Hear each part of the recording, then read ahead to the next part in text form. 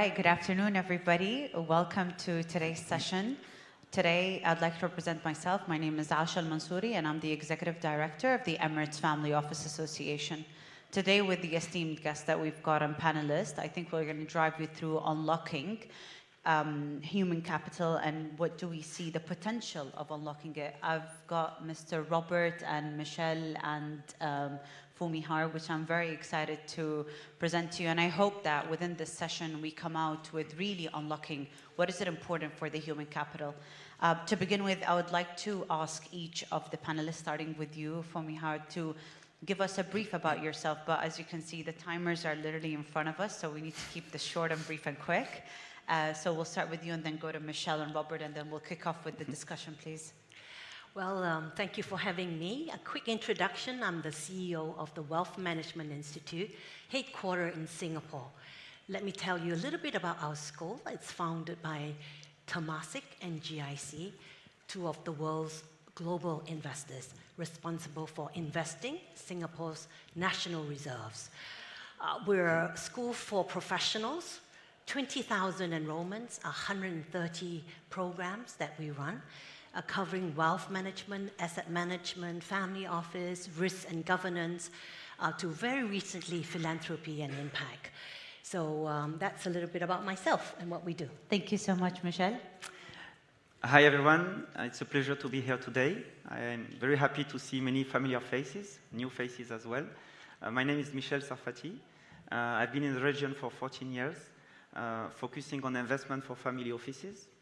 And today I'm more on my education hat. I'm advising Sorbonne on several training, and we've developed executive training for specifically designed for the talent of the region.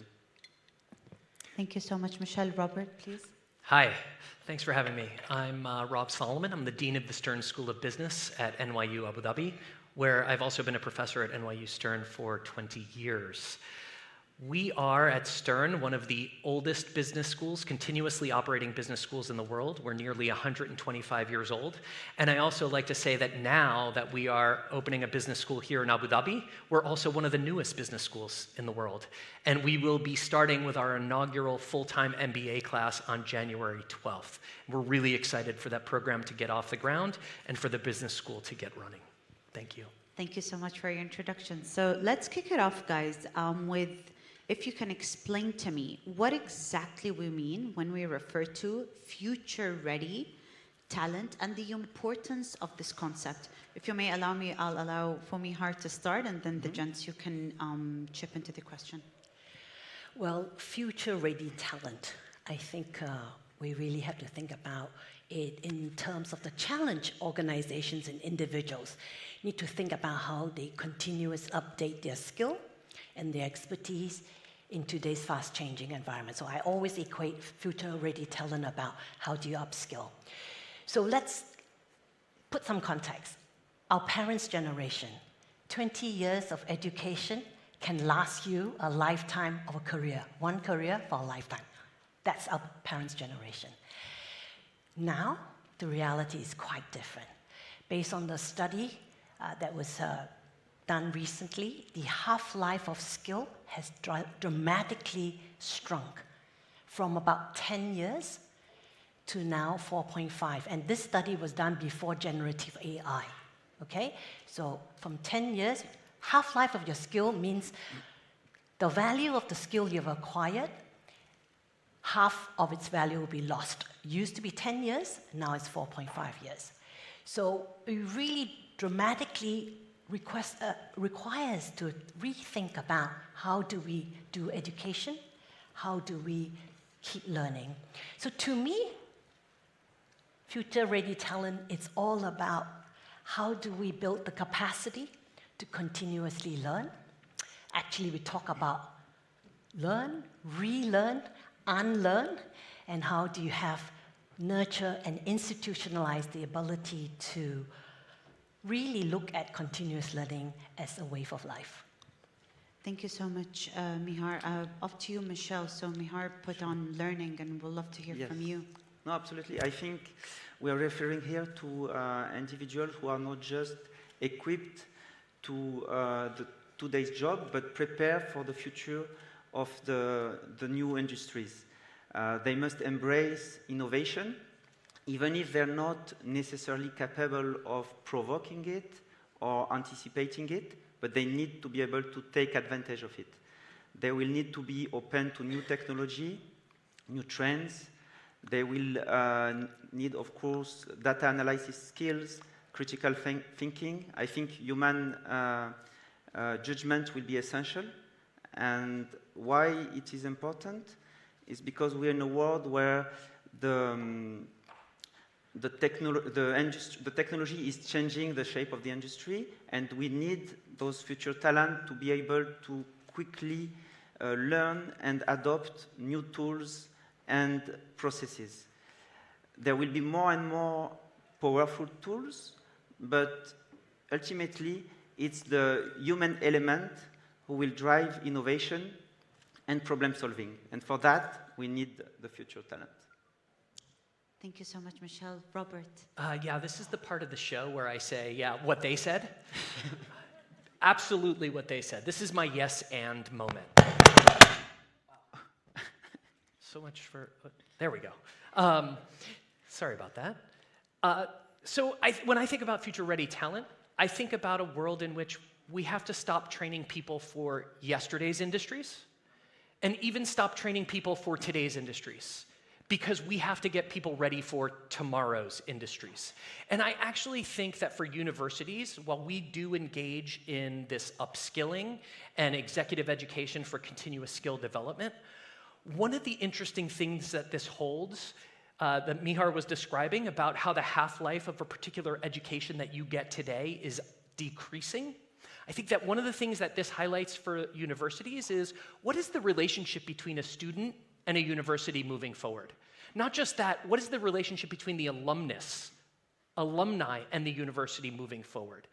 To be honest, I think gone are the days when you would go to university, get your education, get your degree, and then be done with the university. Bye-bye, university. It was nice to know you. I can say I went there, and then I have no further relationship with that university.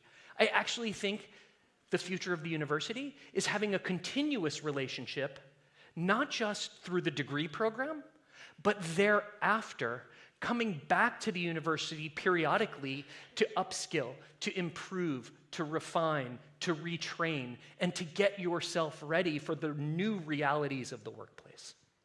Thank you, Robert. So I'd like to ask you about how can businesses effectively determine which skills will be most vital for their teams in the years to come? So I was struck by a panel that, probably 2 panels before this, because I believe it was Donna from the Chartered CFA Institute who was talking about the 5 things, the 5 areas where she consistently hears about. The areas of technology and AI, sustainability, financial skills, etc. And I want to sort of add to that, because what I think is Abu Dhabi, and by extension the UAE, has bold ambitions. And those are the right ambitions, right? It's a very ambitious plan to transform from an economy that was focused mostly on industry to one that is focused on a services-based economy and a knowledge-based economy. Behind that transition is human capital, right? You need people, right? The financial capital is there, the ambition is there, the will is there, the people need to be there. And so we need to make sure that the people are ready to lead those changes.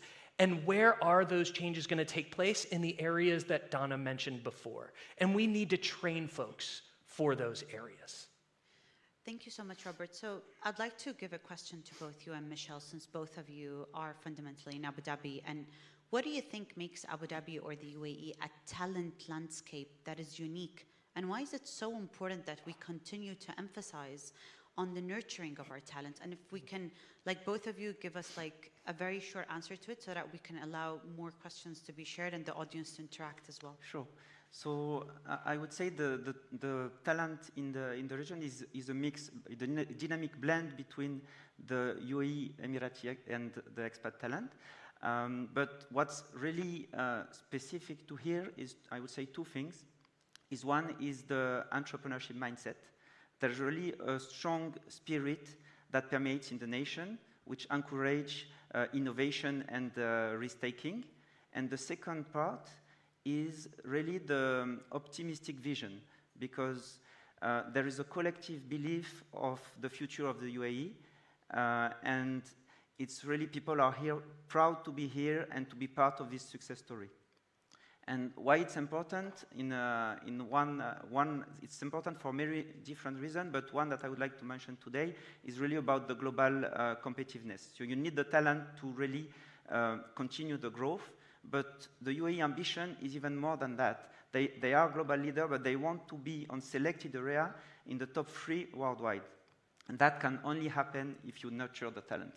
Thank you, Michelle. Robert? Yeah, just building, I think, on what I said before, is that the transition to a knowledge-based, services-based economy requires not just the skills, those areas in technology and AI, those areas like financial skills, those areas like sustainability, not just the individual skills to perform those, but when we go around and we speak with employers here in the local environment, we hear the same things over and over again, is we need folks with managerial skills. We need folks with leadership skills. We need folks with analytical skills. Those are the people who will be able to drive that transition and to make sure that we go from where we are now today and we are future ready for 10, 15, 20, 50 years from now. Thank you so much. Mihar, what are the strategies that can be used to bridge in the skills that may be present within the workforce? And if you can hit on the key elements and strategies that systematically will develop future-ready talent. Yeah, that's a great question. First, I like to don't have Abu Dhabi experience yet to speak about, but we are very excited. This morning we launched the collaboration with ADGM and Singapore. So, you know, really, I think that two great marketplaces coming together to do things. So I thought maybe this is a good time for us to share a little bit about what we do in Singapore to systematically develop talent. We started a journey of preparing future-ready talent in a very systematic way 10 years ago. We launched an initiative in Singapore called the Skills Future Movement. And it's really trying to pivot everybody away from front-loading education and think they're done, the point that Robert made, to learn for life. So a few key new things that was launched. First, the government gave Skills Future credit as part of the national movement. What is that?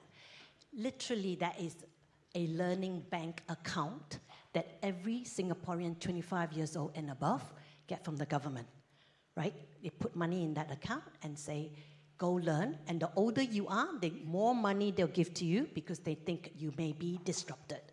So that's the whole concept of encouraging people to learn and giving them money. So government no longer just fund formative education, they fund lifelong learning. Then the industry knows that, okay, this is happening. We're not just going to sit and do the usual thing. So the industry came together and looked at how they're going to look at transform the jobs that's going to be transformed and the skills associated. So for example, we have 40 job transformation maps in Singapore where all the industry are systematically upskilling the people and making sure the talent is future ready. Employers, what are their roles? First, they get huge incentive to send people to go training. They get up to 70 to 90% funding from the government. All they need to do is that, okay, this is the kind of training you need to go. I give you time off to do. Very generous. In fact, I'm a member of parliament in Singapore. I track since 2015 when we launched.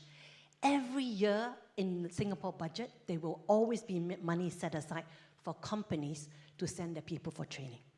And last but not least, educational institute like us. WMI is a practice-based, a school designed and set up to train finance professionals. Finance is a big sector in Singapore.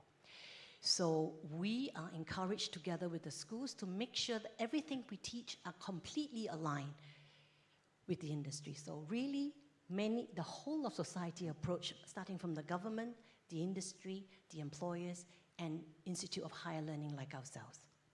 Thank you so much, Mihar. That was super insightful to also see how does Singapore appreciate education, similarly to how the UAE is also thriving to be on the top.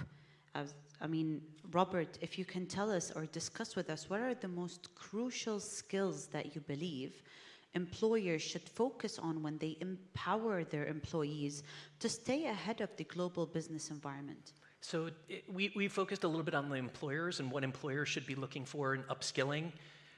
But I think now we want to turn it around to what's the employee or what's the individual's responsibility in education. And I would say, I'm an educator. I've been an educator my whole life, just about. And I believe in the ability of education to transform lives. That's always a fundamental belief, and I've observed it in practice.